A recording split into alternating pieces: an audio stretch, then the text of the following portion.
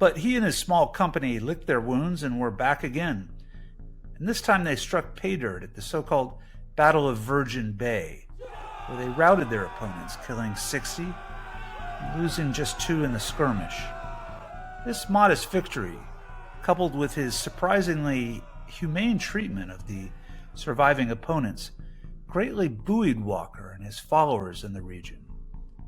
And soon fresh local recruits eagerly joined the forces of the liberal side, as well as 35 more new recruits from San Francisco.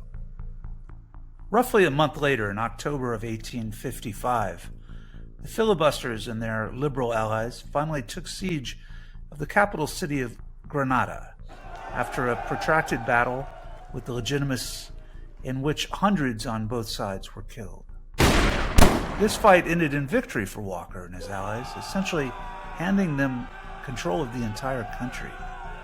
But not before, under Walker's orders, Colonel Henningsen, as alluded to earlier, essentially burned the old Spanish colonial town to the ground, infamously leaving a sign amongst the smoldering ruins which read, "Aquí fue Granada." Translation, "Here was Granada." So now Walker was El Jefe, and he carefully assembled various toadies to construct a, quote, unified government amongst the warring factions. But make no mistake, he was the puppet master now of this splintered and fractured country.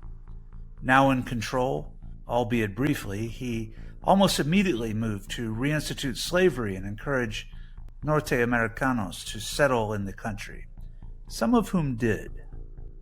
As was more famously the case with the annexation of Mexico, the slavery divide, and also a suspicion of, if not hostility to, the local Catholic population by the Protestant interlopers, raised the ire of many of the local residents suspicious of their designs.